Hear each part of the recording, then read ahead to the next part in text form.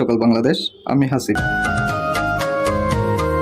পবিত্র ঈদ উল ফিতরের চতুর্থ দিন আমি এসেছি চায়ের রাজধানী শ্রীমঙ্গল।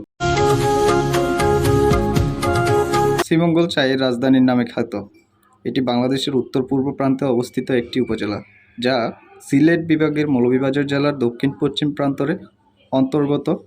হাইল হাওরের পাশে 425.15 বর্গ কিলোমিটার এলাকা জুড়ে অবস্থান করছে। শ্রীমঙ্গল উপজেলার 43.34% জায়গা জুড়ে রয়েছে চা বাগান। 1981 সালের 18 জুলাই 520 মিলিমিটার বৃষ্টিপাত রেকর্ড করা হয়েছিল শ্রীমঙ্গলে, যা দেশের সর্বোচ্চ বৃষ্টিপাতের রেকর্ড।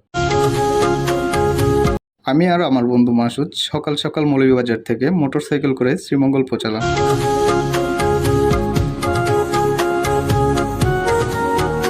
সেখান থেকে প্রথম আমরা কমলগঞ্জ বাজার, এরপর নূরজাহান চা বাগানে গিয়ে কিছুক্ষণ ঘোরাঘুরি করে দার্জিলিং টিলা চা বাগানে যাই।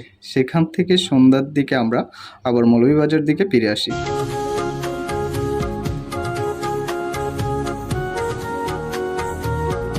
আজকের মতো এই পর্যন্ত।